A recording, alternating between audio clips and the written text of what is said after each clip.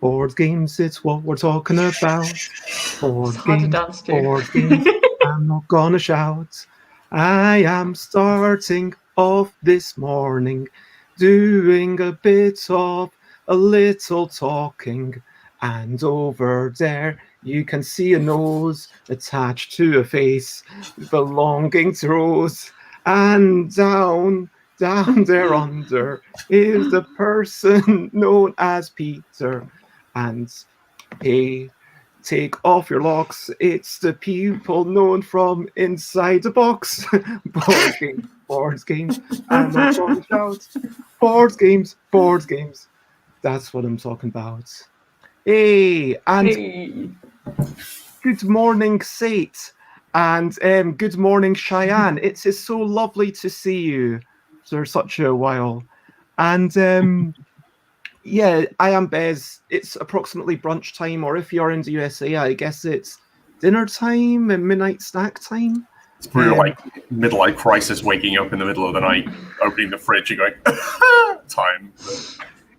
But regardless, brunch time is any time, isn't it? You can have something last thing at night and say, yeah, this was my brunch for the day. Breakfast sandwich time, you know? And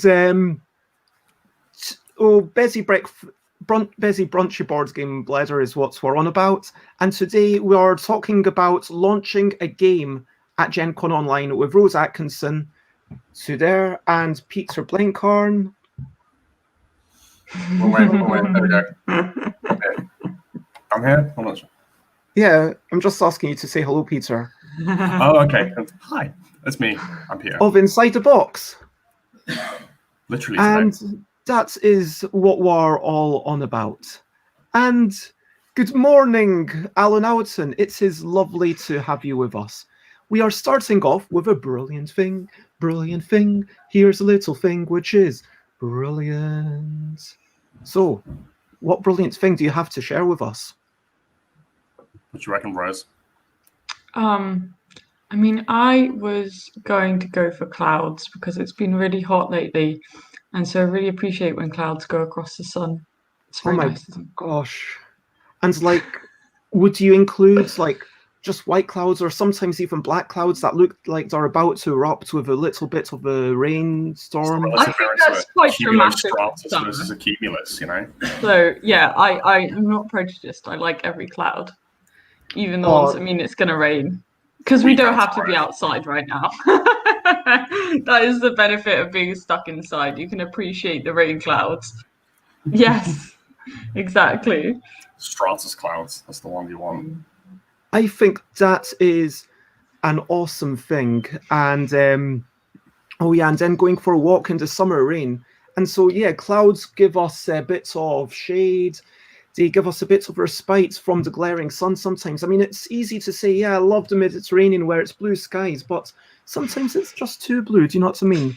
Yeah. And also lots of love, Cheyenne. I hope that you managed to have a good day despite your insomnia. But moving on, and we will get to what you're eating, Peter. That can be in our third section. We've got games. What have we been playing? What are their names? So I have with me a new L deck. I don't know if you've seen this before. So this is the first prototype of Categoric L.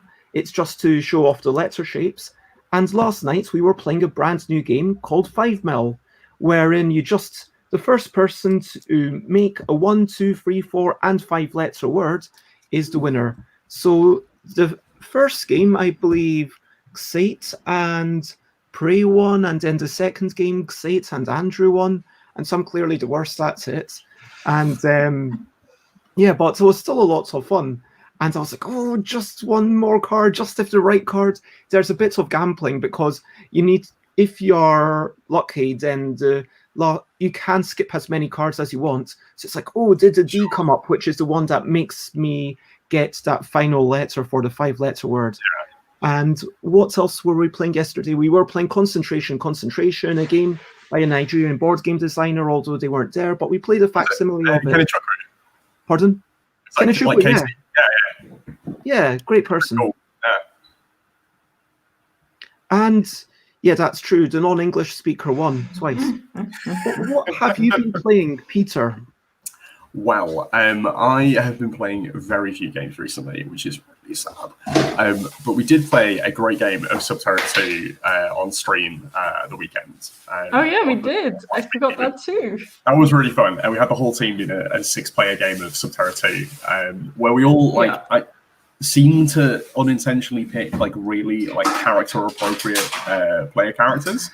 Where me as the engineer, I have the foreman building little struts in the cane. We had the oldest member of the team playing the veteran. We had the former archaeologist playing the archaeologist. It was very appropriate. That was very fun. We lost miserably. It was hilarious. And other than that, I've been playing a lot of video games.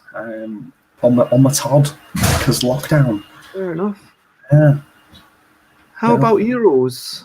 Well, playing Subterra 2 was really fun last week. I completely forgot about that when we chatted before the stream.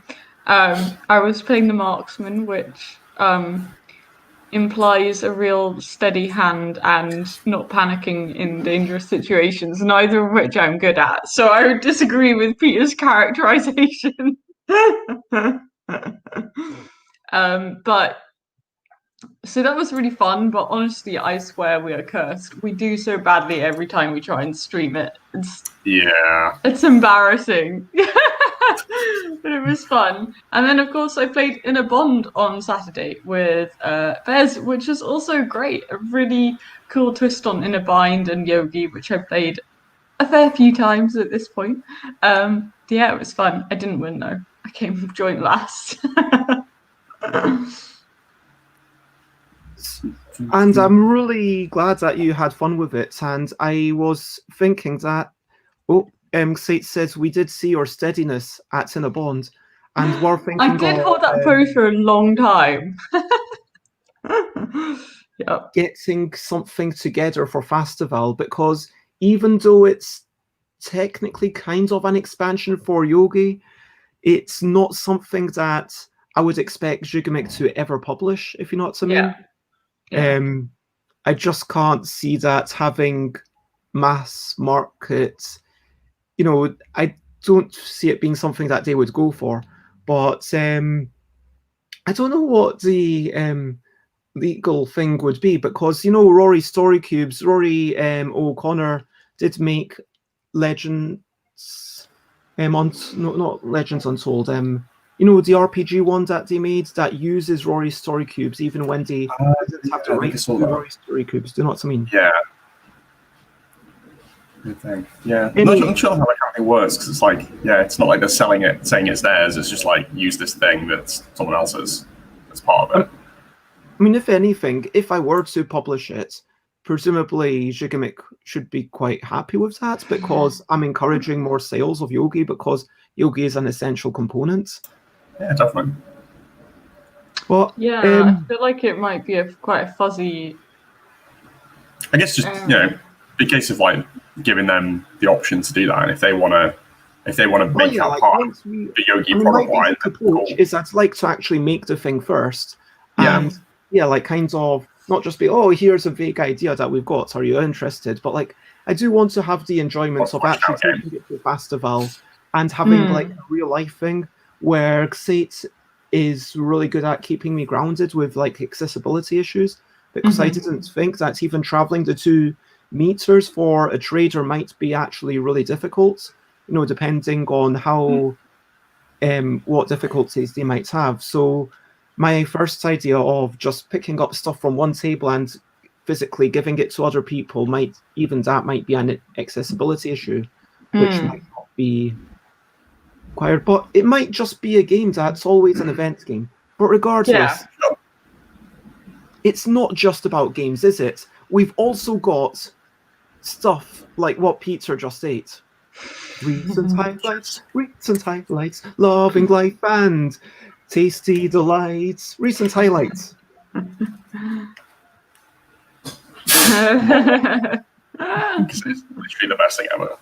It's an entire breakfast in a block of deliciously squidgy energy. I think it's at least 3 breakfasts, but Anyway, I guess that makes it sponsored by Soreen, although I will gladly accept sponsorship money from people in order to talk about food. Okay, so just find out how many calories is in one of these that I just ate. Yeah, probably don't read that label after you've eaten it, but it doesn't have any, like on the little like traffic light like thing for all the naughty stuff. It doesn't have any in red, which is usually a bad sign. So,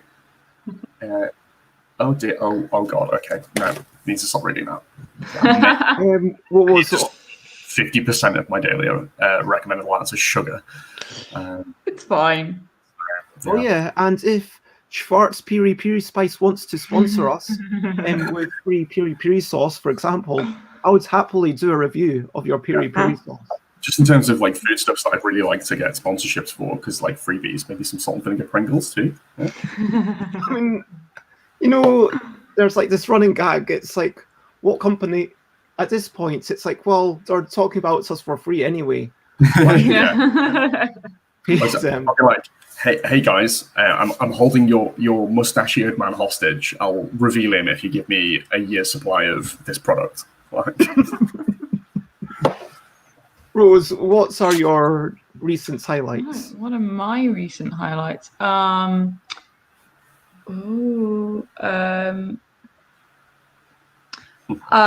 mean, I feel like I've talked about a lot of my recent highlights before. I did make a really nice tofu stir fry the other day, so that's a highlight. I really love stir fry. Actually, I think I've talked about stir fry on your streams before as well, but you know. Oh, no, you can never have so much stir fry. If you're making fresh food, that's very reasonable. I think you can. If you're remaking fresh food, it's not like you're just going off and buying some, you know, cheap calories, like prepackaged, processed carbs. Yeah. I mean, what I did is my entire. Just to be clear, to anyone watching, I don't exclusively eat junk food. He also drinks a lot of Monster, so he drinks it as well. Not wrong. But I did make a bang. Oh yeah, bubble tea. Linda's got me really into bubble tea. Our ops manager inside the box board games, and I really like it. So good. I don't think my stomach likes eating that much tapioca because afterwards I'm always like, why did I do that? But it's great. Bubble tea freaks me out. It looks like frog spawn. I think basically all of my daily food intake yesterday was bubble tea. So I did have I think I had the sorts of morning drink, which is vitamin C and multivitamins. I had half a good portion of peanuts. I was going to say half a pack. It might not have actually been a whole half a pack. But yeah, basically I had 2 drinks of bubble tea. So one of them was the Panda Crushed, which was Oreos crushed with ice, and I got it with little cherry popping balls, where these balls, you know, they go into your mouth and then they pop, and then it's cherry flavor. And then the other one I got, that was really good. I like the cherry popping balls.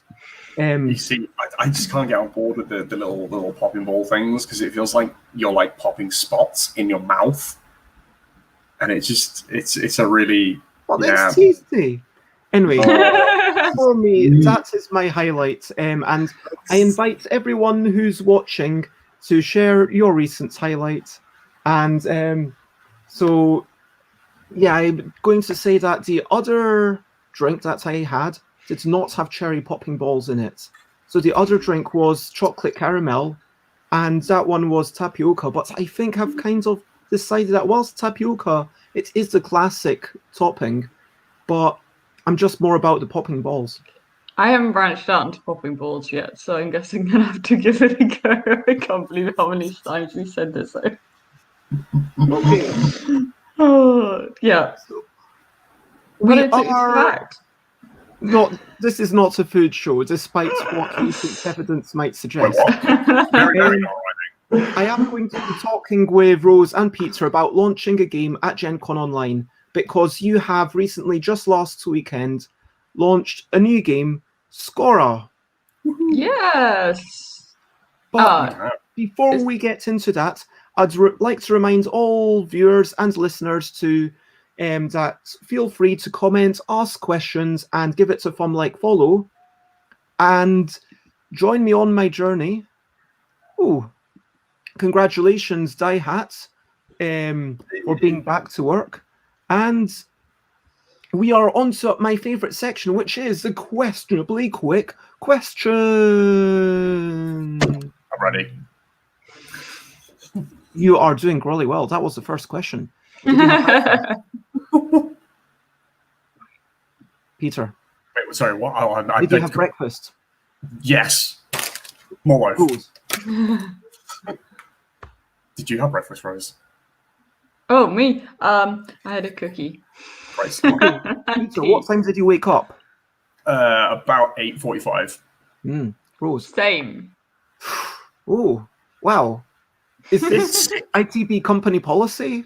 The memes just activate at that time of day. My alarm is for 8:30, but I'm never actually getting out of bed when my alarm goes, so. Same. What are you drinking right now, Peter? Orange and mango squash, which is currently running quite low. Yeah. Running out before the live stream is a bad move. I'm drinking Lapsang Souchong. Nice. Which is one of my favourite teas. What is the best thing to eat or drink whilst playing games? Oh, I mean, like before you said while playing games, I was going to be like fish tacos. It's like, that is objectively the best food. They definitely do not go with games. So. It's a messy food. You get bits of like lettuce and pico de gallo just like on things, and it's messy, wet, sludgy stuff. I would say probably we're talking like a very self-contained dry food that doesn't have bits, you know, so like not Doritos and stuff. Oh no, yeah, like dry cat food. Oh, right. I was just pointing out that fitted your tunery sludge thing. No, like the cat inside of a pork pie with the jelly, but like nasty. Yeah, no, I get you. Yeah, probably like a bag of like unsalted nuts or something. You know, it's snacking food. It doesn't have all the little bits of stuff. Yeah, yeah, cashews are good option. Go for that. I love cashews. If I'm feeling fancy, I might just snack in a bag of pine nuts because I'm a hamster. Yeah, nice. That's a long answer to a quick question. Yeah. Well, we had this when I said when I went on the stream the other day, but I'll add to my previous answer of beer, tea, because those are the two substances I live off.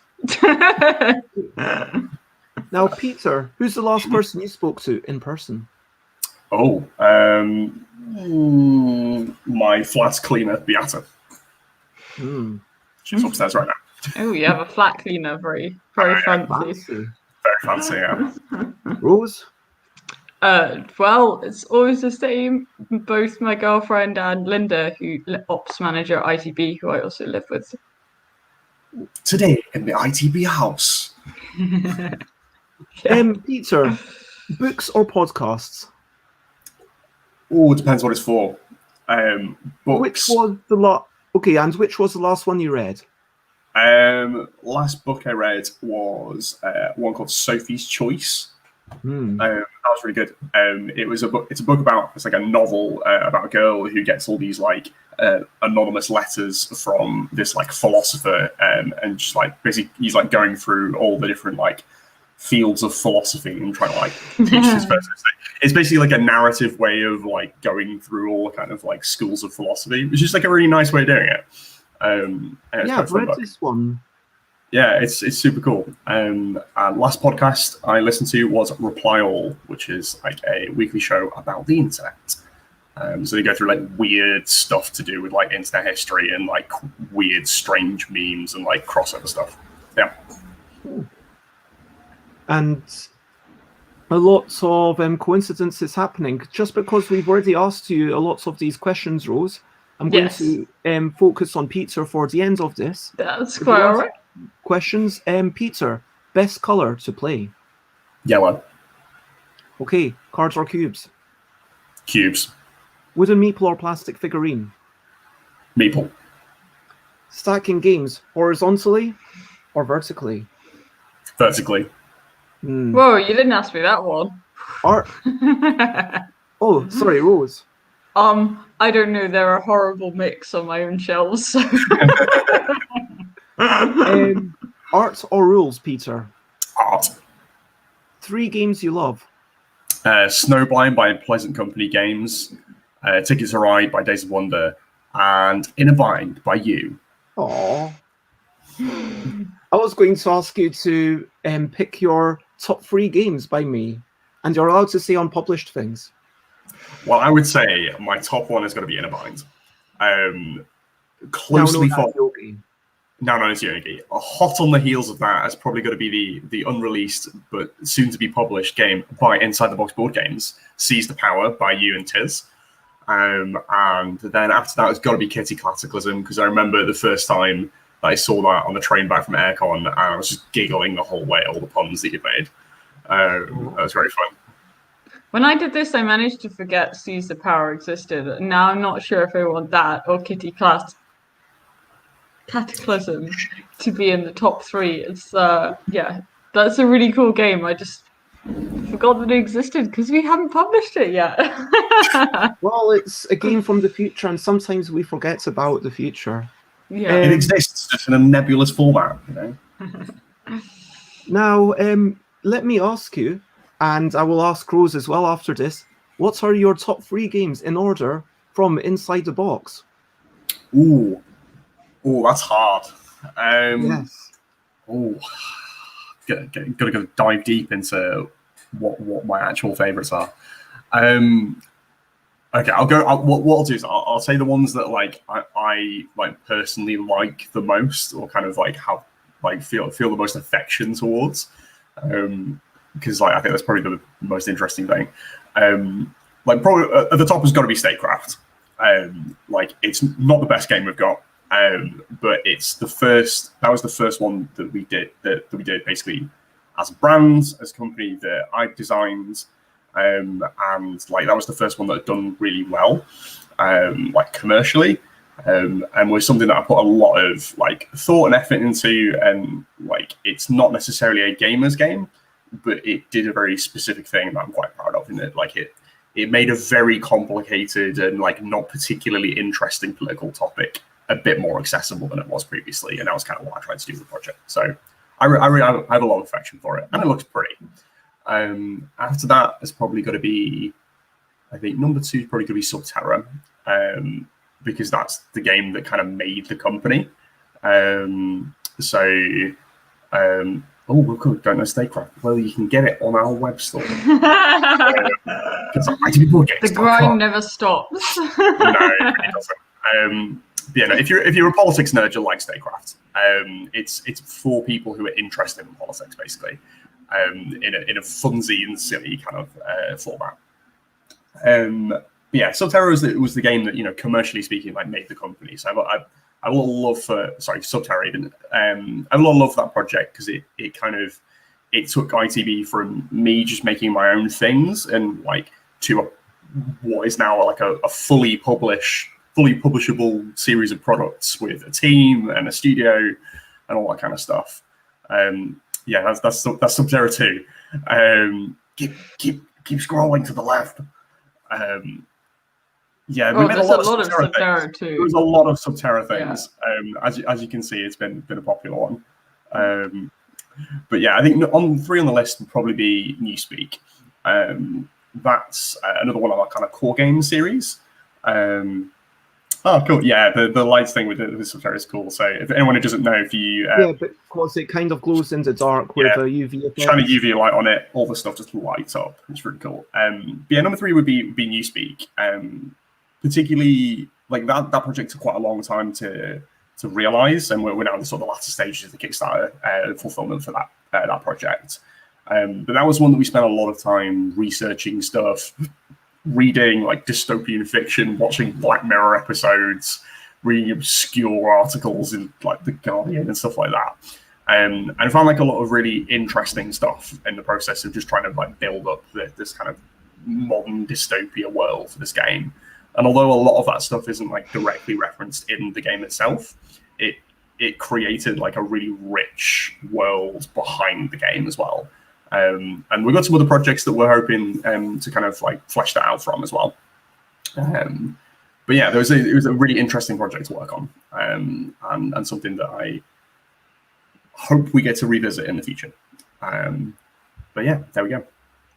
And Rose? It's very kind of Zate to say there's a lot of buzz on Cryptex recently. I think that might be because you already heard me mention it on the stream, but thank you. You designed it, Rose. But so I think my top one would have to be Subterra, because I have a lot of fantastic convention memories from playing Subterra with people. Yeah, I thought so. Will cook for board games.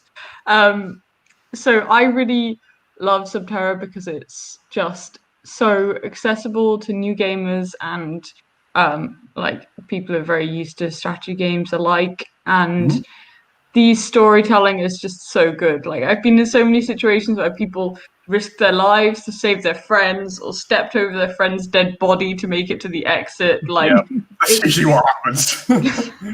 It's just it creates such interesting social dynamics, and I really like it. I think I might go for Subterra 1 over Subterra 2, which is a rogue choice. I know. I think I like the mechanics slightly better in Subterra 2. It makes some changes to the game that I really like. But ultimately, the theme of Subterra 1 really gets me. I like that a lot, the like horror theme. Then in second place, I guess I would put Cryptex because that one is very personal to me. I designed it. I've done I made 51 puzzles for it. It's been a huge amount of work. And it's so nearly ready to come out now, which I'm really excited about. But it was a huge challenge. It was the first project I designed from scratch. Everything else I just developed. Well, I mean, I've made some game jam games, but this is properly the first game from scratch. But yeah, but I'm also super nervous about it, so that's why I'm not putting it first. Just to be clear to the audience, it's really fucking good. Rose is just being modest. Yeah. So then the third one, I would probably choose.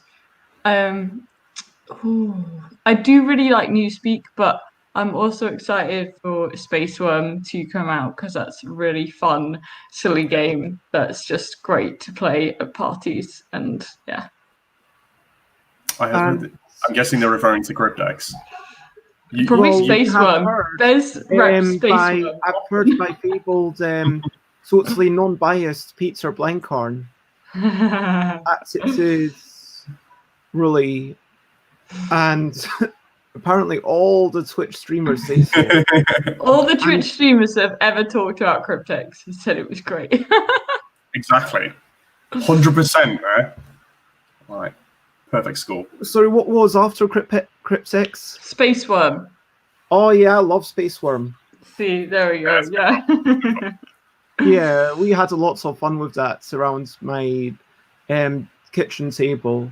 Yeah, how high does it go? I mean, we played it with 6 players.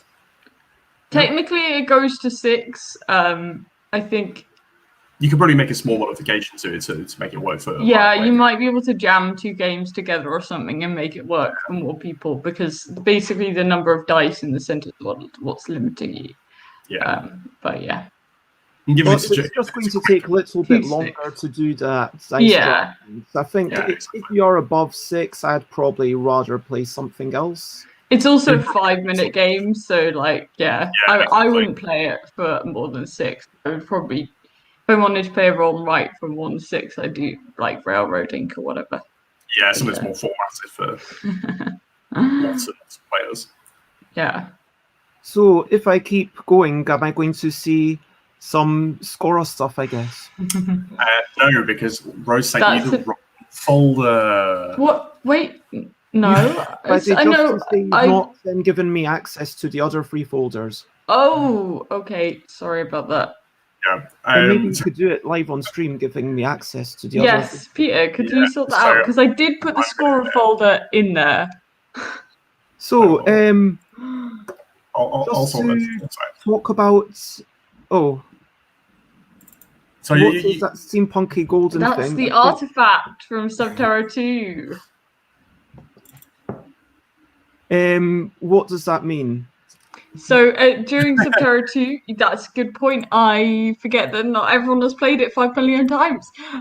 So in Subterra 2, you're going into a volcano, you're trying to pick up all the keys, it's very Indiana Jones in feel, and you're trying to grab the artifact and get it out before the volcano erupts and takes you with it, and the artifact. And there's the artifact on the front of the box. Yes. Showing mystical artifact. Indeed, it's got strange and unexplained powers.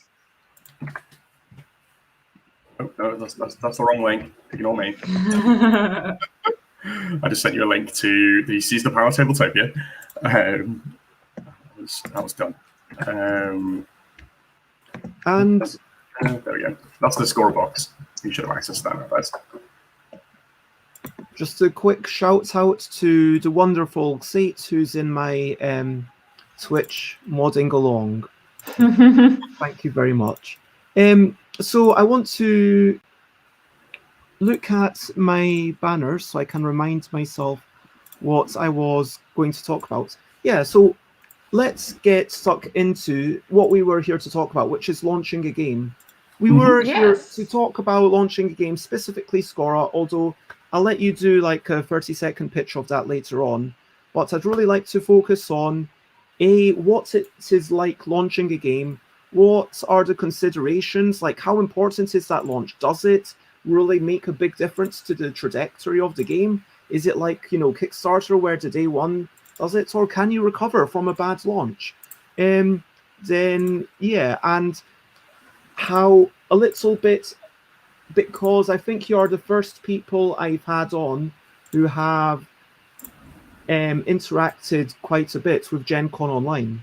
So just for 2 to 5 minutes, can we chat about how was Gencon Online for you, Rose? Well, I have to say that I did not interact personally a whole lot with Gencon Online. So we filmed a live stream in advance, and I had a quick look around on online stuff to see what was going on. But I mostly saw people complaining about it, I have to be honest. And for me, because our awesome customer service, Casey and Linda, operations manager, and Lawrence are super on it, I did not participate that much this year. And as far as I'm aware, one of my favorite aspects of Gencon is the speed publisher designer dating, and then this year I don't think that happened, which seemed like kind of a shame, but there we are. So yeah, I'm not the best person to ask about the specifics of Gencon Online, so I did not really join in. Did you join in much, Peter? Honestly, no. It kind of passed me by, if I'm honest. I think like it's a bit different, obviously, because I very rarely go to a convention just to play games and just to like chill and experience the convention as a convention goer rather than as an exhibitor.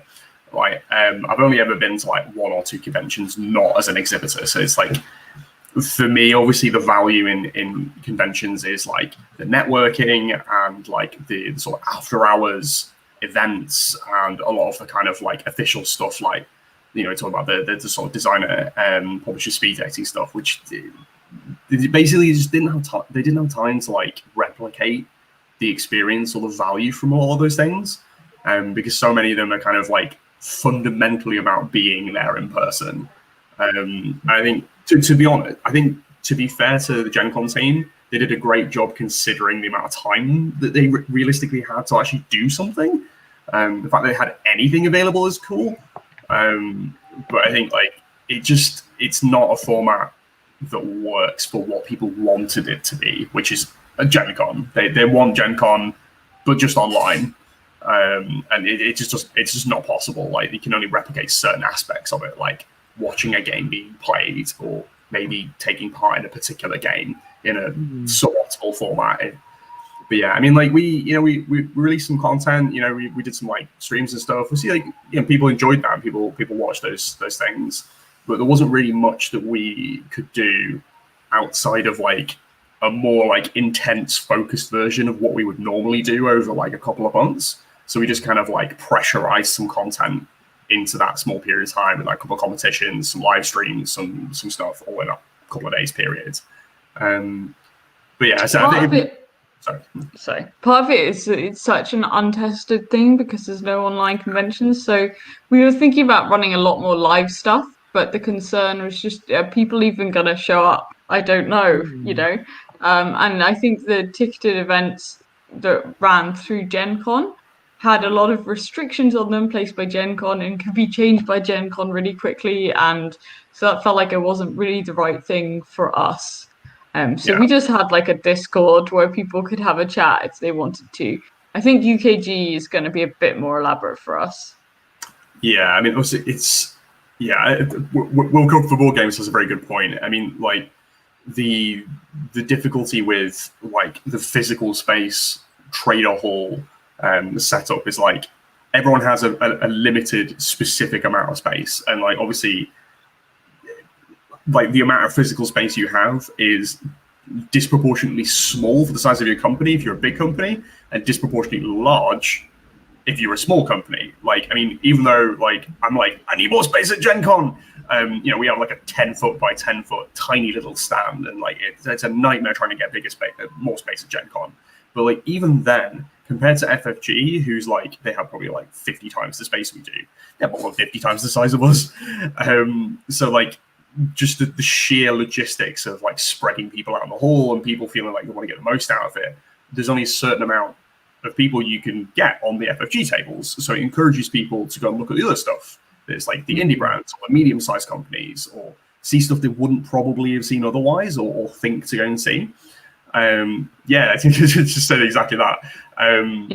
It also takes away the serendipity factor. You can't just, it's a lot harder to just walk around and see what takes your fancy. And the thing is, as a smaller board games publisher, like, a lot of people, I'm sure, went to FFG Games to see, are they doing something exciting this weekend, or, similar big heavy hitters.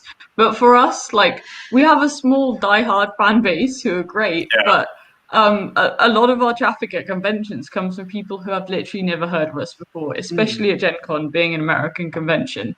People are like, what's this called? Oh, you guys are from England? Like, you guys are from England? Yeah.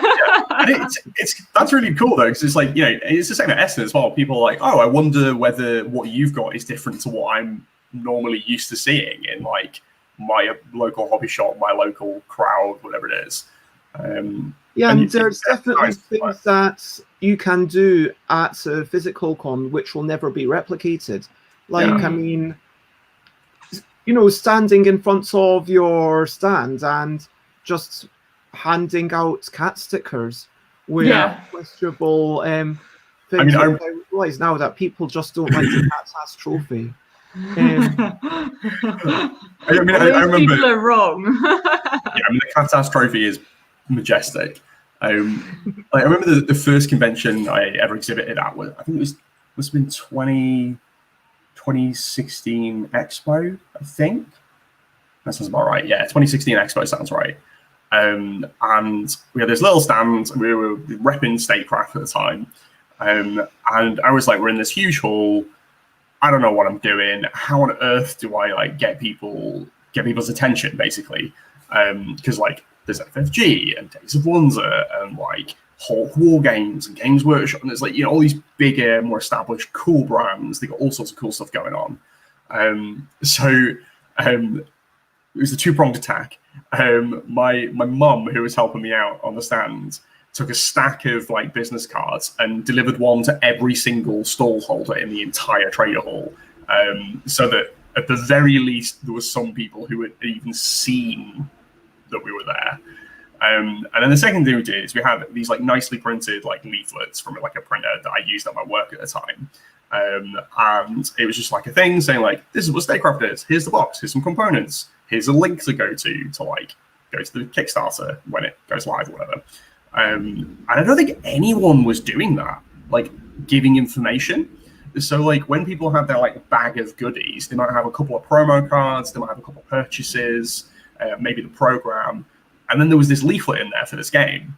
So like we suddenly had this like outsized like kind of presence in people's like minds and in people's kind of loot that they took home and kind of emptied out on the kitchen table and saw all this cool stuff. And they're like, oh yeah, I remember that. There was that really brightly colored politics game. I'll give that a look.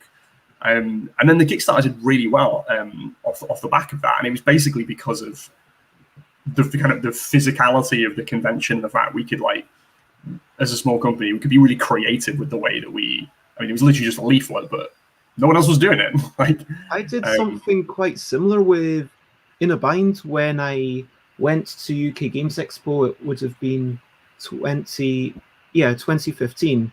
And I think I basically ran around, and anyone who was like, okay, their stuff looks cool, I just gave them a copy of the game. Nice. So, but in retrospect, what you did with just, hey, here's some, tell you what the game's all about, that's really more important, because I mean, otherwise you just end up giving the game to people who don't even like that kind of thing, and it's like, sure. Yeah, even I am tempted to one day do like a crazy promotion for the L deck, where I don't know if I've told you how like one day I want to have like half-size cards, like print them literally as cheap as possible, do at least 5,000. Yeah. And basically just for the weekend, I'm going to take tiny L deck. an entire palette over and basically give one to everyone with like maybe rules to one game like printed out, but to everyone else it's just like, okay, you can buy it pretty much at cost price just for this one weekend. Cool. Just to basically really kickstart it. Do you think that would be a reasonable thing to I think that sounds fun. I mean, like, yeah, I mean, just to put in perspective, like how much I think people appreciate that kind of thing. A trick that I picked up from my like university freshers fair, which is just like same kind of environment, rammed full of people, trying to get people's attention, trying to get them to sign up to something, to join a club, to do whatever, and like generally speaking, I was like repping particular clubs or societies, whatever, that were either niche or hard to convince people to be interested in. So what I would do is, make sure we have like leaflets or some kind of material that we could give to people, so that when they get their loot haul, they get their free pizza voucher from Pizza Hut or whatever, and they've got all the pens and stuff. But they've got this leaflet that tells them about this thing that I was trying to communicate to them. But you got this kind of sea of people walking past, trying not to make eye contact with you because they're kind of awkward and weird and don't necessarily want to engage with a long conversation with all these individual people. So you just go, do you want a free leaflet? And invariably the answer is yes. Because it confuses the hell out of people because they're just like, oh. But people are just like, yeah, okay, cool, I'll take your information, like, because it's just like a no pressure thing. Like, I think if you try and go to someone and say, I want to talk to you about my game now, and like stand in front of them in the middle of like the convention corridor, they might be a bit like, whoa, I'm good. I mean, that's a big pitch, but if you can say something quick like, hey, do you like word games? And then it's like, exactly. Yeah, actually, I do like word games. And it's like, yeah, I've got to think about a word game. There you go. And then they might end up like, I mean, we had this with that thing with Statecraft, where like it was like, hey, do you want to take a look at a game? Like, hey, do you want a free leaflet? Make them laugh, like stuff like that. And they have a quick glance at it and go like, that's not for me, but like I'll put it in my bag and yeah, thank you. And some people will go, oh yeah, actually, that looks really cool. Can I play? And you think like, obviously we converted someone into, someone who's like, oh yeah, that looks like something I enjoy. And they like sit down, they play the game with enthusiastic demonstrators, and they get a great experience of it. And they may want to buy a copy, or at least tell a friend about it or something, which is great for us, obviously. But that person may just have sailed straight past our stand, or in the case of Gencon Online, wouldn't even have registered that we existed, realistically. I can think of some ways that you could make the kind of online convention have much more like a physicality aspect to the way it works, but like that would require a huge amount of work. Some really hardcore developers and stuff to like make it a really, really valuable experience that replicates the same kind of thing. And Xate mentions, that giving free product, it can be really useful, especially if you're giving it to clubs and libraries. And Flowers Games sold a bunch after their local ludothek had some games. And talking about online conventions, yes, you do lose the serendipity, but other people, Javier points out, the positive thing about online conventions is that many people that couldn't attend are attending them for the first time, and some people can do all sorts of things. And I think it would be great if the UK, so when we do the like designer publisher speed dating at UKG, hopefully that will open up a wider crowd of people who can bring their board games to the table. Because I think the board game speed dating at conventions is really useful as a filter of like, so it's complicated when it comes to submissions because there are so many submissions in the world that we really struggle to filter them, and it means we end up using things like heuristics for like if they can come to a board game convention in place of are they in touch with the modern board game industry. But obviously that then creates a financial barrier, an ableist barrier, which is hard for us as a small company to deal with because we've had a submissions portal before, but it just gets swamped with crap really quickly. Yeah. And so there was one point we had like 200 submissions in there that we hadn't read through, and it was like we could go through those and like give them a fair reading, but like it's like half an hour a game. Yeah, it's like, a long time to weeks of work. And for the the off chance that something might be good enough that we give it a bit more of a look, like we're not big enough to attract the density of like design talent that we'd need, or nor do we have the capacity to process the information that would make that easy. So I'm hopeful that this making conventions more accessible could be helpful for us in that regard. And sorry, what were you going to say, Bess? No, I was going to ask quickly, Peter, when you were swamped with 200 submissions, like, did you have to close the submissions at that point because you realized, hey, we're never going to actually be able to check through all this stuff? So last year, we rejigged the submissions portal, and for a while, I was able to, because I basically handle all submissions, and then I'll talk to Peter about it if we get one that's really good and we're actually thinking about it. So Skora, actually, neatly tying back to the theme of why we're here today, Skora is one that we plucked from the game's submissions portal. And when we saw that, we're like, yeah, this is really cool. But for a while, I was really good at staying on top of it, and we rejigged it to make sure like we sent everyone rejection letters, even if we rejected them straight from the off, because there were so many in the portal, we'd stopped doing that because we just lost track completely. So we were doing that for a while, but then it just swamped us with the it just got really difficult. I think basically if we were going to continue doing that, where even when we did some neat stuff where we got people to like answer a series of questions that would filter out games that we definitely weren't interested in, so we could try and identify try and get people, solicit from people like certain aspects of the game that would put it very firmly in the yes, we might be interested, or we're very definitely not interested. This is something like for someone else. But I mean, I was literally about to say that was like if we even wanted to do that, even with that better system that we did, we need a full-time member of staff just to deal with it, to basically spend our whole time filtering through submissions. And it probably wouldn't be worth it.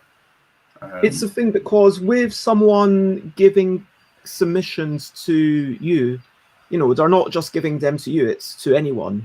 And so there's a difference. If I one day get to the stage where there's 200 LDEC design submissions in a year, which that would be basically like 10 times what it was this year, but it's not out with the realms of possibility. It's not possible at all. As time goes on. at that point, I think that I'd still want to really do a lot of work to try to make sure that I am able to look at everything. And I do want to make sure that we focus on things. And I didn't check in with you guys exactly when you need to leave. Normally we finish about past, but I know that I might have, hope I didn't say it was a 1 hour show. I might have, but I'm fine to chat all day, to be honest. We're all right. Yeah, we can go to past. That's totally fine. I don't think Rose's boss is going to mind if she stays on a bit longer. So. Okay, great. Just quickly, 30 seconds explanation for the LDEC design contest. What I decided last night when I was on the phone with Andrew Dennison after everything is that we're going to have a live playthrough of all the games in August, and then I'm going to finish reading all the rules, then live playthrough, then bits of pondering myself, Chris and Layla, then another live playthrough in September. And then after that point, then I will rewrite all the rules for like maybe the top 8-ish, the top 5-ish, kind of that section. And then with those few, share it with everyone else, David Brain, Tom Cauldron, Andrew Dennison, Jason Hodgson, so they can then play it themselves and give a little bit of input. And there's a difference because people like, I think it's fine to say that there is at least one submission from Javier, and I really appreciate that, and from Sate, and I'm really excited to play all these games, and I really appreciate all the work that has been put into them. Some people put more work in, some people did less work, and some people did so much testing over the few weeks that it pretty much blew my mind, and there was like really real relationships being formed. And that's what I would ultimately like to do, to kind of have this almost hotbed of developers who are like, hey, how can we adapt these different ideas? How could I have a worker placement game with the LDEC? Is it possible? I don't know. I mean, what is the minimum number of extra components that you'd need to make that work? Maybe if you had like 5 pennies, you might be able to do that. And we are going to say what we think about the games on camera. So hopefully that feedback, it's not going to be censored. We are going to give our brutal, honest feedback. So frankly, if you don't want to hear that, then, you know, feelings will be hurt. Hopefully not. Shattered. I mean, anyway, so I'll get into that on another day. And that will be happening hopefully next week. We'll be doing like about 16 hours-ish. Maybe like 2 days, maybe 10 hours, we'll finish off all the games, fingers crossed. At least enough. Might have to do a bit more. Anyway, the point is, I'm getting totally off track. What did you do for this game, particularly Skora? You were launching it at Gencon Online. So normally when you launch a game, you're at a convention, you're like, hey, big event, people come over. Here we've got banners. You can see it from the other side of the hall. Come over. How did you... It's a promo. What did you actually do for this game? This time we have a great media developer, ITB now, who did film for his degree. So he made us a really cool animated video, which basically, like, it's like you zoom into this Viking camp, and there's fire burning, there's leather tanning, and they're about to play Skora. So it's got a really, so we've got like a little theme video there. Can we see the video? Let me see if I can find a quick link. Peter, do we have an easily available link? Yeah, 1 second. I'll just get it on YouTube. So that was one of the main things we did. So running up to that, Casey and Lawrence ran a kind of online campaign of just graphics that were hinting at the theme of Skora, but nothing in...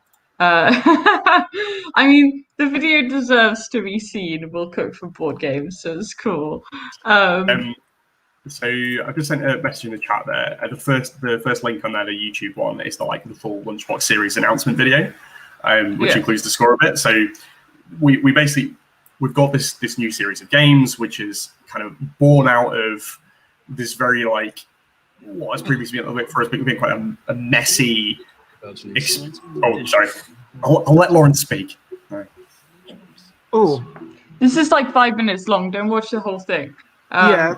This is also. I'll put this on mute. You can go and check this out yourself if you want to hear the audio. But so you can speak instead of Lawrence. This is a short interview with us, and that's us. I have not actually watched the full put together thing yet. That's really cool. But so we're just having a chat about what the Lunchbox games mean. We debuted this video at Gencon on our stream as like a little bit of information for people who are interested in Lunchbox games. Also got a bit of an interview with the designer, Rory Muldoon. So, it's me. Yeah, Rose. Yeah, I mean, like the whole. What's interesting about the sort of previous conversation we had about all the submissions and everything was like 2 Peters and 2 Roses. Yeah, it's wild. It's like we had this like, what do we do with these like submissions? Like some of them don't really fit with all the stuff we're doing, and then we were like, let's just do a whole new series of games, like because we were kind of worried that because we did these games like Newspeak and Statecraft and Subterra, they kind of fit within a fairly similar kind of space as these kind of relatively gateway, relatively medium weight, relatively high theme, £30-ish games that we had a lot of lighter games, the Vikings, like Skora, that we wanted to include. So as you can see, Lawrence does a great job. This is all completely done from scratch. He like every model in there he did himself. The animated fire, he like did it. It like obviously put all the game in there and done a lot of cool shots of like the whole thing. He's a very talented boy. You get to hear the dulcet Viking tones of the voiceover artist when you watch this piece. But yeah, I mean, like in terms of like how this fit in with Gencon, I mean, this is the first time that we've done a kind of a launch for something that isn't a Kickstarter project. So partly this was like we wanted to kind of continue the kinds of stuff that we would do for a Kickstarter project in a more retail-oriented context. So this video is like, hey, this is Skora. This is how it works. This is where you can go and buy it. It's obviously a little bit different to a Kickstarter video, and like Kickstarter videos for our projects tend to be a little bit more in depth. They go into like the nitty gritty a little bit more than this one has for Skora. Obviously, this is more appropriate for this kind of game. But we wanted to kind of do this big kind of announcement thing about the series and do these little interviews and kind of make it more a thing in the same way that you would have like a seminar event at a convention to say like in the future we might have like a thing. It's like, hey, we're doing an event at like 8 p.m. tonight in this room. We're going to talk about all of our new things. And like we do that, you know, physicality laden group of people being excited where we're like, hey, we're ITB. These are all our new titles. These are all the cool things we're doing. Do you have any questions? Like, do you want some free promos? Trying to replicate as much of that kind of big event experience as we could by doing this kind of live premiere announcement thing through YouTube. So hopefully people enjoyed seeing this. But yeah, it was honestly quite an experiment, given that this is our first straight to retail game that we've ever done. So we haven't launched a straight to retail game. So doing it at an online convention is the first go we've ever had at it. And I guess we'll see what happens. And it is now it did fortunately launch on the web shop during the event. We basically got the stuff from customs in the nick of time, which is great. But yeah, I have no idea what the sales are like or anything. So fingers crossed. I think, like, you know, sorry. Presumably you're a couple of steps removed. Like, it's gone through distribution, so you won't actually know. It's not like everyone's ordering direct from you. No, so we sell through distribution, but we also have a web shop. So it's kind of like we don't expect to see loads of sales through the web shop, but we usually get some. Right, Peter? Yes, we do. Yeah, no, we've got some Skora ones already. But yeah, I mean, like, I think it's a bit of a weird one for us because obviously we do, like, you know. I just realised. Did you like make an accidental white power sign or something? No. So I was meant to reopen the submissions portal specifically for Lunchbox games because we were going to have a discussion about whether we were going to do that or not, and Lawrence was going to add that tag on the end if necessary. But we didn't have that discussion, so the submissions portal isn't reopened. But I think I probably will reopen it. So That's this is maybe Lawrence. by the end of today. Yeah, that's Lawrence. Yeah. Whoopsie. You're on the Instagram now. Yeah. Yeah, the cheeky chappy. So I would like to get to. So we've had a vague idea of how Gencon and Skora's launch went. I would like to ask, when you're launching a game, whether it's a Kickstarter or whether it's a previous Kickstarter that's going into shops, with both of which you've done quite a bit of, or indeed for Skora, what were your key considerations? What do you think if a publisher, or if you're talking to maybe Stuff by Bez, or if maybe there's another small Bez, out there that is thinking of doing some self-publishing, or indeed if Cosmos or someone who's out there, although they've probably got a bit more history. Like whether or not this is the most effective approach or not, obviously I don't know, but what we've kind of honed in on a kind of set of assets that we kind of want to have for any given launch, whatever that looks like. So whether it's very, very fleshed out and very highly detailed, like a Kickstarter campaign, or whether it's like Skora, which is much more focused, you need a picture of the game in play. You need to show what the game looks like when it's being played. A picture of the box to give a sense of is this a big chunky game, or is this a small game? It sounds really basic, but just having a picture of the cover art isn't enough. You need to give a sense of physicality because it is a physical product, and that the size and the shape of the packaging usually communicates those kinds of things. So showing that Skora is a kind of smallish box, there you go. Example of Statecraft, you can see it's quite a compact card game. It's the core game has a bunch of other stuff to it, but you can kind of get a sense of what it is. So there's have a look at what it looks like when it's being played. Picture the box, a couple of key pieces of artwork, your coolest things that you want to show off. Whether that's a really cool bit of graphic design or a cool bit of packaging or a cool illustration, what kind of sets it off. So you've got this kind of visual things, and you need those things kind of ready to hand to whack them on Twitter and Facebook and put them on a flyer if you want to do that kind of thing. But the thing that I think a lot of people miss out on is messaging.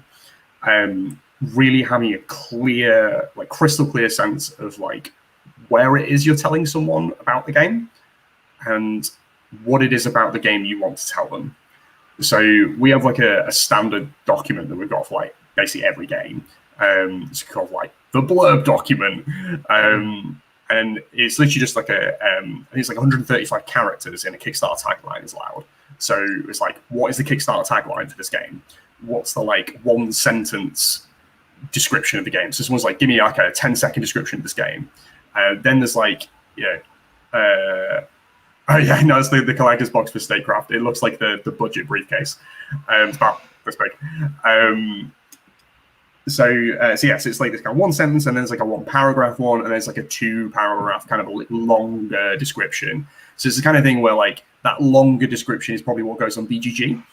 In the kind of description sections, it's much more detailed and fleshed out and more for the person who's very interested in that product and learning more about it. So that's where that is there. That's that kind of two-paragraph explainer. Whereas that kind of snappy one sentence is what we would trot out at a convention to get someone's attention, or it's what we would include in an advert on Facebook. So having those things ready to hand is super, super important. You can obviously do it on the fly. If you made the game or the game, you're going to be able to come up with a quick way of explaining it. But spending the time crafting those key bits of text is it's not only going to make it quicker to generate social media posts because you just can copy and paste it over, but it's going to mean the impact of that is much greater. Like you're gonna thought really carefully about like, what is it that I need to say, and how do I say it in the most efficient way possible, so that when Bez is scrolling down her Instagram feed and she sees a cool picture with that cool piece of artwork, like that one sentence is like enough to get her to go, oh, I'm going to read more about that, and then look at that game. Because realistically, a lot of this messaging stuff is just about getting people's attention, and then helping them to get through the question of, is this for me? And if the answer is I don't know or no, then that's not good.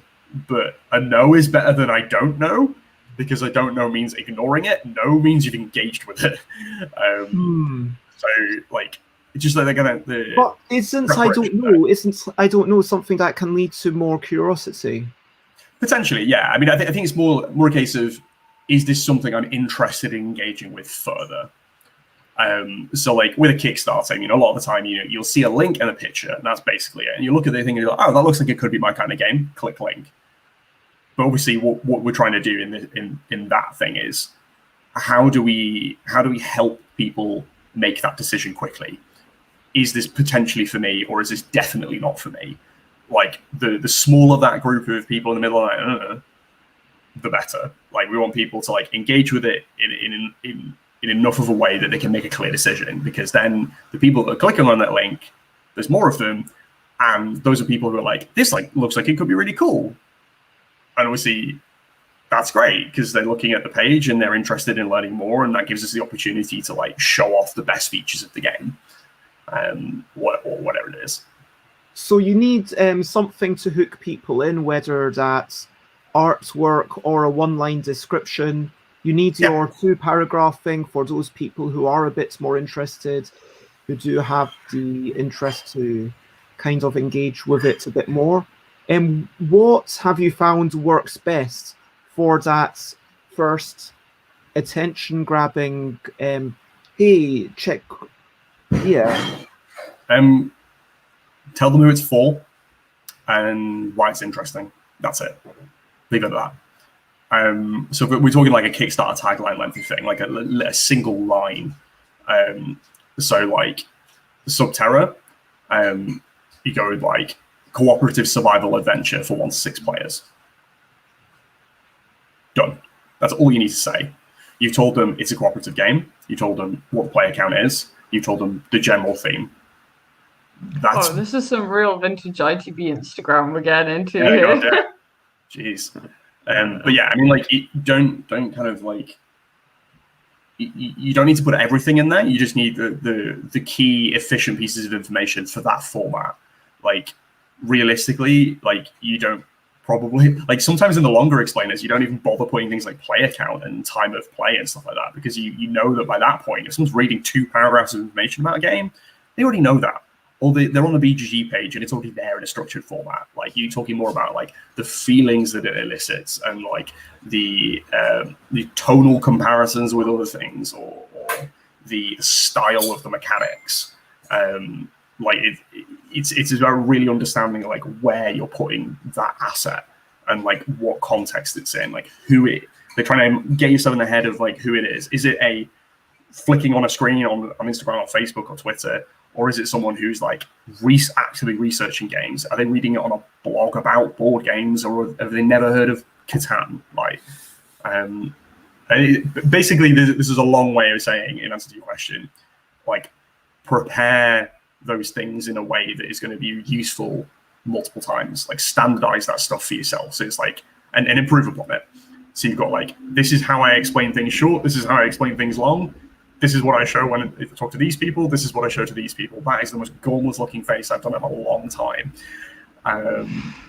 Wow. And there's, certainly a lot of press releases that you do, because I know that, well, sorry, if it wasn't obvious from the start, disclaim.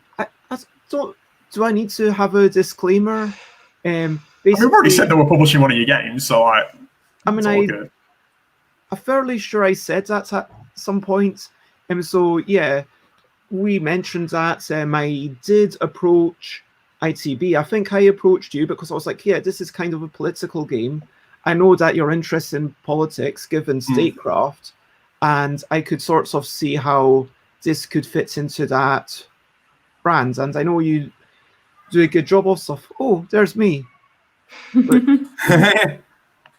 But amazing. Check me out. The person in red. 3 years ago. Yeah. Amazing. Always in red. 3.5 years. Yeah. So, retro. 2 offices ago, that one. So anyway, I've had the privilege of now being mentioned, at least, on the Shut Up and Sit Down website, which I don't know if it was primarily because of the theme of the game or because of the, nature of the writing of the press release, but it's probably, definitely, it wouldn't have happened without both of those things, I think. Sure. I think the important thing there is that, like, that's basically exactly the same process we were talking about for, like, but obviously we're talking about people who want to buy a game, right? But what happened there is the press release is just another standard format of explainer about the game that's for a particular group of people in a particular mindset. So, like, the reason we make press releases is not necessarily to, like, advertise our game. It's to basically provide journalists with an easy bit of content. Like, the amount of times I've seen a press release that we've released literally copied and pasted onto someone's website, because they're like, why would I bother, like, writing all my own stuff when the company's got it all there? I'll be like, to be clear, Shut Up and Sit Down did not do that, but no, they didn't. But, like, the point is there that, like, we know that we know the guys that Shut Up and Sit Down. We know that they would probably be interested in something like Seize the Power. Like, we know it's their kind of vibe as a game. It's something that definitely pique their interest. But we need to provide that messaging in a format that allows them to make that judgment, which is, for them as journalists, it's a press release. It's like, here's all the information that's formatted and organized in such a way that it most efficiently communicates the things you personally need to know. And for them, that's, why is this interesting? And what is it? And for them, it's like, they look and go, oh, cool, interesting game about, like, political stuff. That might be interesting. Here's the rest of it. Yes, that definitely fits within our, like, wheelhouse of, like, as game reviewers and as game journalists. Cool, yeah, goes on the website. Something like that, you still need to have the one-liner at the top and then a bit more information and all the marketing images. Yeah, definitely. But yeah, as I say, it's literally just about thinking about who it is you're talking to. I don't want to say talking to, obviously, like I mean text on the screen, but, like, who is it you're talking to, and what do you want them to do? What's the thing that you're trying to get out of that communication? Is it you want them to look at something? Is it you want them to buy something? Is it you want them to fill out a form? Is it that you want them to talk about your game or give their opinion on it? God, we're really going into the we depths. were really excited to see Seize the Power make that news article and Shut Up and Sit Down, because we weren't expecting it at all. And but that's really based on the strength of the theme and the overall sell of the gameplay, which is so unique. Definitely. Yeah, it's the whole messaging and, like, assets thing. It's a facilitator. It's making sure that because really, if the game was hot garbage, then they wouldn't have picked it up, even with a perfectly done press release. Because if the game wasn't interesting and didn't have, like, fundamental value to it, from these guys' perspective, then they wouldn't have bothered with it. I mean, I know that Alan Paul's gone on record as saying, well, that they could probably sell 1,000 copies of pretty much anything, like, no matter how bad it is. Probably, yeah. But yeah, I mean, like, the point being that, like you said before, you need both. Obviously, you need a good product, you need a good game, but, like, you can't. God, actually, that poster, I have it right next to me. It's literally here. I also, I still have lots of cans of cafe beverages knocking around. Yeah, that exact poster is right behind me. This is actually really strong. So. Yeah, no, that's one of the really there's early. A big difference between releasing and building up to a. Oh, thank you very much. That's great. So this is, I think this is Sates quoting you, "Seize the power. It's definitely not hot garbage." Can we make sure that goes on like, Paraphrasing. the Kickstarter? Definitely not hot garbage. I mean, what if you had a game about garbage? Then that might actually be funny. Called Hot Garbage. That sounds like something Big Potato would do. Or could you call it something like, I don't know, Hot Mess, a Rose Atkinson story? Rude. So this is a really strong bit of writing. I know I was talking with Colvin the other week about kind of keeping things brief and arresting, and that is a really strong tagline. Yeah, so that was basically a collab between me and Tim, the designer. So he wrote the kind of the meat of that first section, and I sort of like fiddled around with it a little bit, and then added the can you escape bit at the back end. At the time, I almost I wasn't quite sure why I wanted to do that. It just felt like it added something. But I think in hindsight, what I've kind of learned from that and from other projects where I've done something similar is like, because it's a game, it's an interactive medium. It's not like you're not just saying you can come and experience this game like a movie or a play or a book. It's not passive in that sense. You want people to actively do something. You want people to actively feel like that I'm making my time to sit down and do an activity. Like, although it's an entertainment medium in some sense, like it is different from. I mean, there are a few verbs anyway. You've got explore, avoid, run. And so there is kind of a call to, okay, what you're going to be doing, you're exploring, you're avoiding, you're running. Exactly. But it's basically for me, it's very sharp and urgent. Yeah, and like obviously that called to the theme of the game, and obviously that the tone of the writing is meant to reproduce the feeling of the game, and every the branding is supposed to do that, and the choice of font is supposed to do that, and the colors are supposed to do that. And Subterra has done a really good job as a project of making sure every part of the project contributes in a very sharp way towards that like overarching idea. But like particularly because it was a cooperative game, the can you escape part it was like, it's a challenge. It's like, are you good enough? Are you able to do this? Like, I dare you. And I think that kind of messaging really appealed to gamers because they were like, I want to give this a go. I want to see if I can do it.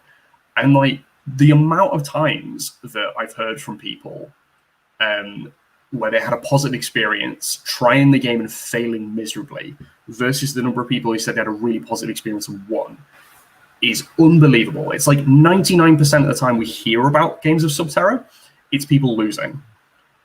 And it's because they put it on like expert difficulty. Because they're challenging themselves, they're trying really hard to like beat the game, and like obviously that's the vast majority of that is the strength of the game and like the fact that it is a really enjoyable game. But I think that messaging really helped to like set expectations for what it was they were about to experience and like help get them in the right mindset for like, what is it I'm trying to do here? Like, we want to try and beat this, rather than let's just kind of see what happens and see where we end up. Like, you're going to set people up really, really well for the very first turn of the game. And kind of what was the poster like for Skora? Did you have a tagline for that? I don't see it on your Instagram. Oh God, what was it? Here we go. I mean, I know the first bit is like, it's a game of fishing and feuding. That was like one of the sort of the nuggets that we used. I don't know if we have a specific tagline for that one yet, because we haven't had. Because basically we haven't needed to make actual posters or anything. We've got some theme description that went into the video, but obviously the video is like the longer text version. And I think all of the small graphics so far have just said Skora. I'm not sure if we actually have a tagline right now. We're breaking our own rules. To be fair as well. I mean, fishing and feuding. No feeding in this game. I'm guessing usually what it ends up being, it's like the last couple of bits. It's like the last few words or the last like clause from like a longer bit. So like I mean the last sentence in this bit that I've got on like our like back end system is like, the strongest clan in each region will have first pick of the harvest, but as the seas shift, so will the creatures. So like something like, you know, when the seas shift, so will the creatures, or something like that. But yeah, I mean, the basic idea is that you try and with that very, very like literally just a few words thing, tagline, whatever you want to call it, is like set people up for how they expect to feel when they're playing the game. So is this a really thoughtful, deep, crunchy Euro game that's about like puzzling and like thinking really carefully and planning? You don't want to use like really urgent language like "Can you escape? You're trapped underground." Like really short, sharp sentences. Whereas that like rapid fire cooperative game like Subterra, you do want that. So yeah, it's about kind of like thinking really carefully again about who it is you're talking to, what they might want out of it, and what you want them to get out of it as well. Some really good points about kind of making sure that the length of the sentences, the number of syllables, it kind of matches the tone of the game. So, for example, a party game like, you know, Pity Cataclysm or Yogi, you probably do want short, snappy sentences because it's a chaotic game. Whereas like exclamation mark central. Yeah, you want it to sound and read like fun and silly and like full of puns and like, because that's obviously, you know, the game is fun and silly and full of puns. So you want Blether can't just have a short tagline. No, it's like the longest game name in the world. Yeah, there's only there's 2 exclamation marks on the back of the box. I was just curious. On the back of Yogi. Oh no, and one on the front, which, to be fair, given that there's only one actual punctuation mark, one is quite a lot. Yeah. So 100% of the punctuation, except for the weird quotation marks around Bez, are exclamation marks. Yeah. Full stops are not enough. I'm a personal fan of like the hysterical exclamation mark question mark combo, the kind of like the kind of shriek mark. So what's like, about an interrobang? I mean, they're cool, but like, and it's like, you know, sarcastic colons and stuff like that. But like, I think it's just the visual of it, like on the page, because it's like, you come to expect like an exclamation mark when you're reading through a sentence that kind of that you feel like it's reaching a crescendo. But like, I don't know what it is about like when you see what you expect like augmented by this other thing next to it. It's like you suddenly read it very differently, and it's like it reads in the same way as like someone's voice cracks at the end of a sentence when they're unsure. I don't really like that. So like, I'm not sure how useful that would be in a game tagline context, but I would. Yeah. I'm quite happy to know that I can use interrobangs on this whatever form you've got for the streaming. I mean, honestly, I feel like they're very they look very foreign and like alien, so they look very odd, basically. So I feel like they would suit a game. They would suit Caesar Power. Yeah, probably. I feel like the overall alien vibe. You know, that's some alien punctuation right there. Yeah, I mean, if there can, but you wouldn't just want to use an interrobang where you should really be using a question mark. You want it to actually be a rhetorical question. Yeah. Yeah, it's like kind of like, yeah. I mean, always when I read that, like, it's always like, huh? Do some people have more power? Yeah, that would be a rhetorical question. Yeah, exactly. We could probably think of rhetorical questions all day, don't you think? That sounds like a game, that does. Maybe it is. I just realised that "don't you think" could be added to anything, but "don't you think" kind of isn't really a rhetorical question. It's kind of actually inviting a response. Yeah. And it gets into the main point of of releasing a game, and rhetorical could be a game apparently. Nice. So, key considerations: you've got to have short, snappy information. You've got to hook people in. You've got to have the.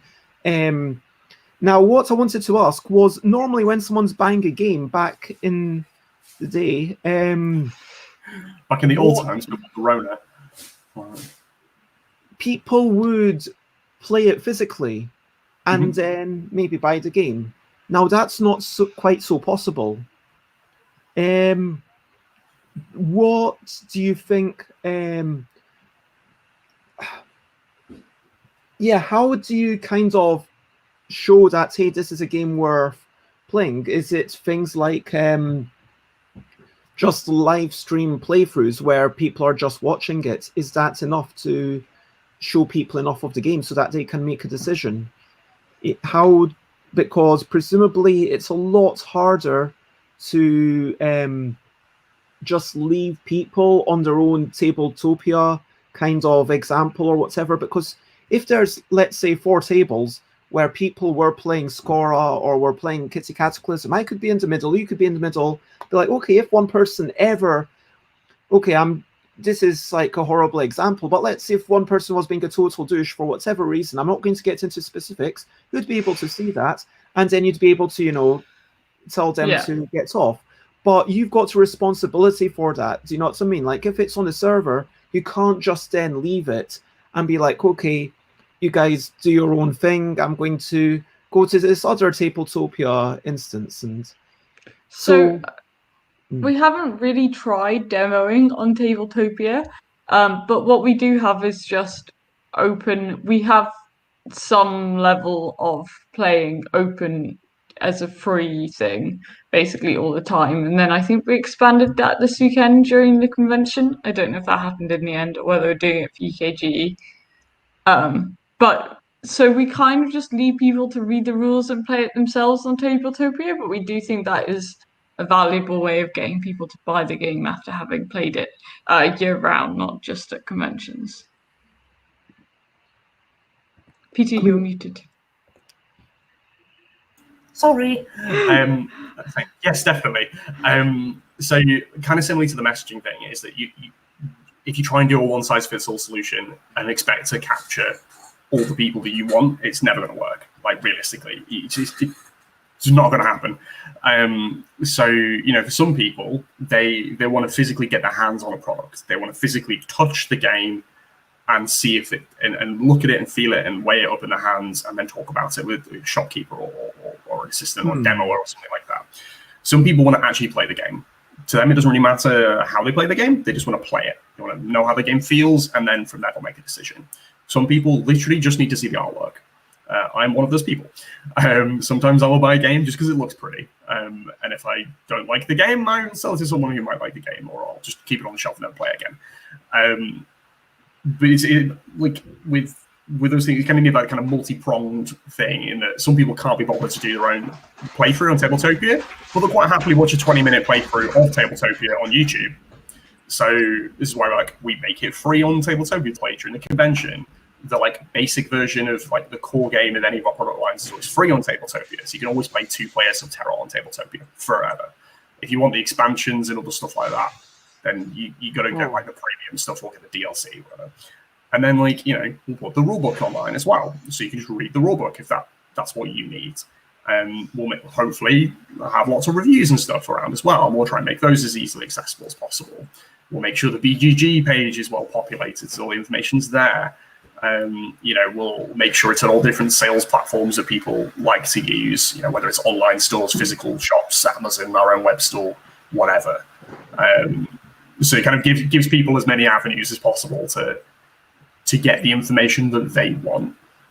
So kind of anticipate as many different types of information as people might need to make their decision, which is kind of the opposite of Kickstarter, which is put all of the possible information in one place. Yes. So some of what will be here will be interesting to you, given backer, but not all of it. Very rarely does one person find the video and the text and the images and all the pricing. I never watch Kickstarter videos. I mean, I don't back a lot on Kickstarter. I read a lot of Kickstarter pages out of interest and then figure I'll just play the game when it comes out. But I find Kickstarter pages really interesting. Yeah, quite often we've already got one coming in the office. But Kickstarter videos, I don't know, man. I just find them cringe. Yeah, and to me, it's the opposite. I almost never read like the majority of what's on a Kickstarter page for a project that I'm interested in. I'll watch the video, and it's like, if I'm interested, I'll look at the pledge levels and go like, is the video cool and does it get me interested? And is the pricing reasonable for what I'm getting out of it? And if the answer to both of those is yes, I'll pledge. It's like, mainly because like, obviously I don't feel like I have a huge amount of time to spend on that. So that's like, it works for me. And like, as Rose said, like, she doesn't like the videos. So that's an irrelevant piece of content for Rose, but you need both, right? You need the kind of the text information and the pictures and the Tabletopia playthrough and the rulebook downloads and all the reviews and the video and the pledge level descriptions and everything. I mean, in Kickstarter, it's all in one place, but with a more general open retail launch like this, you need lots of different things in lots of different places to make it as easy as possible for any given person to check it out. Right? Yeah. I mean, I've heard of how it takes so many times that you see something until you're actually likely to take some sort of action. Obviously, it's different if it comes from a friend. Like, if someone that you're quite close to says, "Hey, check out this thing," that might be enough to tip you over the edge. And if I were to say, "Hey, I'm releasing a new game that's called Funny Features," let's say I've got a new party game and I say, okay, this is a new party game. It's quick, it's 5 minutes. I think if you liked my previous games, you might enjoy this. So check out Funny Features. I think that in itself would be enough to get at least, I don't want to overestimate, it's at least like 10 people would probably, just based on the fact that it's me, go and check it out. Definitely. And Sate mentioned about Tabletopia crashing the laptop, but even having it, which is really unfortunate, which means that they might not be able to playtest Seize the Power, which is kind of sad, until it's actually a physical thing. Xates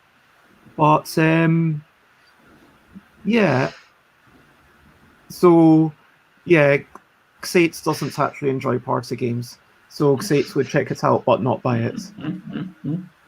And if it's a heavy roll, Xates will also read the text. Okay. There you go. Yeah, I mean, that's a good point, actually, is it really depends on the style of game as well. Like, I mean, I'm a big fan of, like, medium-ish weight, really thematic games. Like, I'm much more of a kind of, like, experience-led person in terms of the games I enjoy. I enjoy Euro games, like, really, like, dry as a bone, like, just maths games. Like, I like those too. But, like, those kinds of ones, it's like, is the maths fun? Like, is the maths interesting? Whereas, like, the thematic game is like, what story does it allow me to be a part of? Like, what agency do I have within this narrative? Is this a narrative that I feel like I would be engaged by? So one makes a good point. It's like, that's much more about, like, those videos on the Kickstarter, which is why I think I've taken that approach there for me personally, because it's like, Kickstarter, you get a lot of thematic games. It's like, does it do it for me? Does it, like, do I feel good about this game? Whereas if it was a Euro game on Kickstarter, I probably wouldn't watch the video or would, like, skip through it, because it's like, theme doesn't really matter too much. It's just like, is it a cool theme? Cool, right, I'll look at it. It's like, is it a fun mechanic? But yeah, I mean, what were we saying about the kind of, like, repeated exposure thing? Like, we've definitely found that kind of by accident, I think. Like, over the years, like, that kind of Statecraft leafleting thing, what I realized was that kind of after the fact, I was like, why did the campaign do what I felt was way better than it otherwise would have done? Is like, we had really consistent branding on our stand, on the social media stuff they were doing, and it meant that when that thumbnail came up on Kickstarter, when people were scrolling through what games were coming up or what was hot or what was new, it was exactly the same thing they'd seen before. So, like, oh, I remember that. So there's already a massive difference between... That's a really strong argument for developing the cover and the image well ahead of time. And it occurs to me that I've probably done this in a terrible way with Categorical, where, yes, I'm working on the letter shapes, but I still don't know what the back of the cards or the box is going to look like exactly. I mean, And that's possibly something that I should have really, with the L deck, maybe I should really have work on some consistency, and maybe having different L decks is kind of playing against that and building of consistency. I don't know. Maybe not. I mean, like like you said, it's all about kind of trying to work out like what you want to get out of the thing that you're trying to like put out into the world. Like what do you see as like the objective, and also like who do you think is going to want to engage with your vision of that thing? So it's like you've got this like nebulous group of people who might be interested, your kind of nebulous idea of like what you want out of it. And then the bit that connects the two together is like your messaging, your assets, your adverts, your strategy, whatever. And it's like trying to make that machine in the middle work as effectively as possible for both groups of people to help them make a decision to buy a thing or not buy a thing, to play a game or not play a game. And for you to be like, do I invest in this project? Do I support it more? Do I add more assets? Do I do more live streams? Whatever. Like we do start basically everything with the cover art, to some degree, just so people can see what's so we have a really consistent thing that in every post is like this is the game, so they know what they'll be looking for on Kickstarter one day. And there's Javier who says they never play games with lots of components in Tabletop Simulator or Tabletopia. They prefer Board Game Arena, or they'd rather wait until COVID is over and play them physically again. Yeah, that's fair. For them, it's too much hassle. Tabletopia is definitely a second choice to me, but there isn't a first choice right now. So yeah, I mean, like it's a weird one as well, like with the online ones, because like for example, like I don't use Tabletop Sim at all, for a lot of reasons that I don't think it's helpful for me to get into right now. But like I don't like that platform, and I'd rather not use it for the business. Whereas I really like Tabletopia as a platform for the business. It's very easy to use. I get on really well with their team. They're great. They have a lot of really good tools. So it's like although I was obviously being like, we need to make it available in as many different ways as possible. Obviously, that's bounded within like what we can actually deliver as an organization as well. So I made this decision a while ago to be like, okay, Tabletopia is going to be where all our games are. Oh yeah, we don't need to run into this rabbit hole, but I would like to start wrapping up. I will take one last question. Well, yes, MD. I rewrote MD as managing director because basically managing director wouldn't have fit within the 100 characters which I'm allowed. I mean, I wish I was a doctor, but nah. The last question that I'm going to allow, and then we'll close it to questions, and is there's been a discussion in the past few days, when's the right time to start promoting your not yet developed and not yet released game? 6 months ago.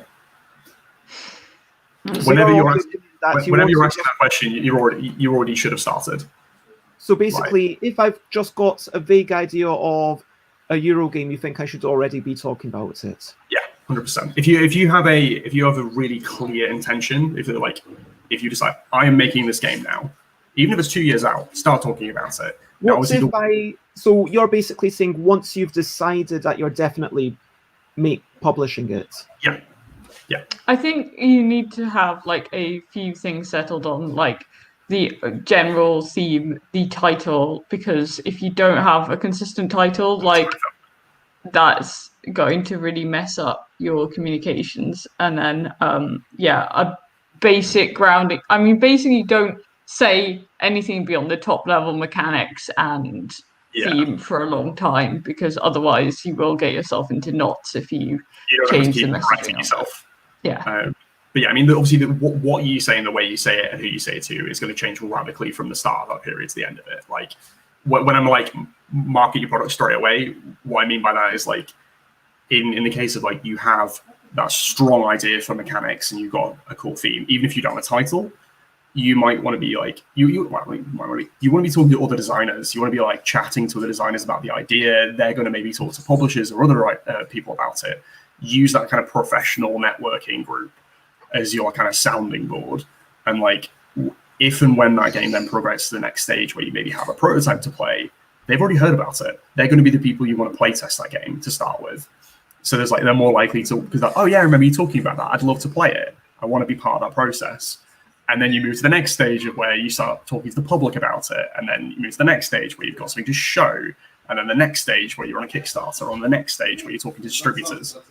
And just like a Kickstarter, ideally, it shouldn't be the first time that you're sharing information about your game. It should have been building up a mailing list, building up, you know, interest in your game, and then you lead to something. It sounds like, from what you've been saying, it is really the build up to the launch, and focusing too much on launch day of when that game is released is kind of missing the point. And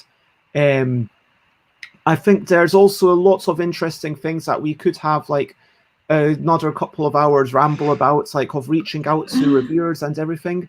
And I think that's something that it would be lovely to have either or both of you potentially on at some point. You know, maybe also once Seize the Power is kind of started, obviously have Rose on to chat. Maybe we can do some sort of monthly designer diaries or something. Yeah. That would be really nice, cool, yeah. Need to get me on to ramble about marketing sometimes, you know. Apparently, Xate says that you're their new favourites in Japan. Thanks, Xate. And I would like to talk about things we're looking forward to. Hopes and ambitions, it's over to you for this final section. So I invite everyone who's listening, not just Peter and Rose, but anyone who's watching, whether it's on YouTube or Facebook or Twitch, to tell me what is something that you are looking forward to. Maybe it's today, maybe it's tomorrow, maybe it's next week or in a month's time. And what is at least one hope and ambition you've got? Because even if you don't feel comfortable to share that with the world, it's nice to have something. Xate says they're looking forward to you coming on again. I'm looking forward to. I'm still / hoping to go to Berlin and Leipzig, basically to go to Germany in the end of November. I'm hoping that it might be kind of reasonable and admissible and possible to go at that point. Well, I hope so too. That's our trip. Yeah. We'll see what happens. Really cool. And so that is what the main thing I'm going to say today. Rose, what have you got? I'm looking forward to, on Monday, I'm taking the day off and going to a cat cafe with Linda, and we're going to have afternoon tea, which is really exciting because I haven't been to the cat cafe for months, obviously, with the pandemic, and I'm looking forward to, cozying up with some fluffy cats. Yes. That's well nice.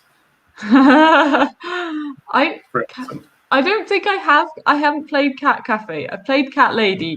I really want to buy Cat Rescue, but it was sold out last Gen Con when I went to buy it. They'd even sold the demo copy, so I couldn't try it. Oh wow, I've got a copy of that. Right, I need to play it at some point. It's so cute. Oh, but yes, no Cat Cafe at the Cat Cafe, unfortunately. If times were different, I would lend you my copy. One day. One day we'll all be in the same room as each other. One day again. One day. So what are you looking forward to? Other than, not being terrified for the state of my respiratory health every time I go outside, I think probably if I'm going to be a massive sap, I get to see my girlfriend in about 2 weeks, and I haven't seen her for a couple of months now. So that'll be nice. She's moving into a new flat in London at the end of the month, so I'll actually be able to properly see her again, which is super nice. Yeah, that's me being a bit emotional. And And Yeah. we've got people talking about their favorite people on the stream. If you wish to check me out, I am Stuff by Bez. Well, I'll wait until it comes up again so I can sort of time it. So coming up, you see it is stuffbybez.bigcartel.com, which is where you can buy some of my stuff. Although I need to reprint Kitty Cat's Clissamandu, the new categorical deck. I'm going to take those off sale very soon. Twitter.com/stuffbez, I post all the time. Instagram.com/stuffbez, I share pictures. Twitch.tv/stuffbez if you like watching this video. Facebook.com/thingsbybez, stuffbybez@gmail.com. Feel free to get in touch. You know, if you want to say nice things about the show, or if you want to say mean things about the show. But if people wish to find you, Rose, the Brackley, where can people find you? So I am on Twitter as I think it's @_Brackley. That's where I post about board game related stuff very rarely, and I retweet stuff. It's my official Twitter account, but don't expect too much, okay? Office hamster photos every now and then. Yeah. There we go. Where is That's all right. That sums up my Twitter feed, guys. Yeah. Oh dear. Yeah. Well, I am on Twitter as Cumberland Quail, where you will find the occasional rants about board games and or leftist politics. And you missed the view out of Cumberland. Sorry. Thanks. Yeah. There we go. I've got. Yeah, that is a particularly good video that I just retweeted. That takes the piss out of the Trump Axios interview. I just honestly, I want someone to make a GIF of the interviewer's face where he's like, "What?" Because he does it like 10 times during the course of the video, and I'm just like, it's majestic. And Trump does a really funny thing where he just pulls out all these like charts that have clearly come off like Microsoft Excel 95, and it's majestically depressing and stupid. But yeah, if you want to hear my hot takes on random things that I can be bothered to put on Twitter, then yeah, that's where you can find them. Otherwise, if you're actually interested in board games, follow ITB. Oh, and yes. I wanted to share that. Yeah, you're the 13th most popular game on Tabletopia. Yeah. Subterra. Subterra is very important. If you click on the Subterra one there, you can see that there's 42.1 thousand hours of playtime on Tabletopia with Subterra. It's one of them like most played games. Which I think that Subterra 2 is even more impressive because that's 13, 17. It's only just been put on there. Yeah, number 23 already in popularity. 13,000 hours, yeah. It's like, I mean, yeah, they're very good games for the Tabletopia platform, just because they're like relatively low component count. The like grid snapping feature that Tabletopia put on there is really helpful. But yeah, if you want to find ITB, those are Twitter. Do you both have Insta too? I'm afraid Insta is only ITB. I have a personal Insta, but it has 2 photos on, and the last one was from 2 years ago. I do have an Instagram, but I can't remember what I called it. I will find it. But the general one is ITB Board Games. Yes, follow ITB Board Games. That's our main content. @/ITB Board Games. So Facebook, Twitter, Instagram, it's all ITB Board Games. I'm gonna, for the sake of that one person, I'm gonna find. Oh, it's literally just Peter Blenkharn. Yes, you've got an unusual surname, unlike me. Yeah. I've got your average northern surname. Mostly it's just pictures of my gormless face in different scenarios. Yeah, that's literally about it. That's all my Instagram is. Yeah, there you go. Found my smart. So, someone's found my Insta. Oh. Yeah, that is my Instagram. That's my mother. BLENKHARN. Indeed. And I want to recap and say that what we've decided is that online conventions are good, but are still missing the ability for people to stumble upon stuff. Maybe UK Games Expo will alleviate that a little bit with the randomization of where things are located on the main map, and they've got the little draggy thing. We'll see how that works. I have reasonably good hopes. I think that especially Richard is really on top of stuff. They're a great team. And I think that we decided that baked carbohydrate products are good, as is bubble tea, as is stir fries. Sweet variety, Clouds are brilliant. Yep. And if you are launching your game, you need to have a little bit of short text, hook people in, have some, ideally some consistent box art or name, something consistent so that people can say, oh yeah, I saw that again. And it can build up that repeat effect and also have that information ready for when people want to hear more. Is there anything else that you wish to recap on?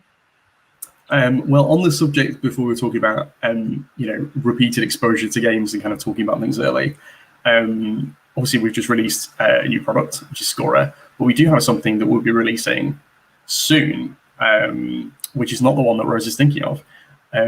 At Expo, we'll be releasing a beta version of the first hopefully in a series of choose your own adventure style game books.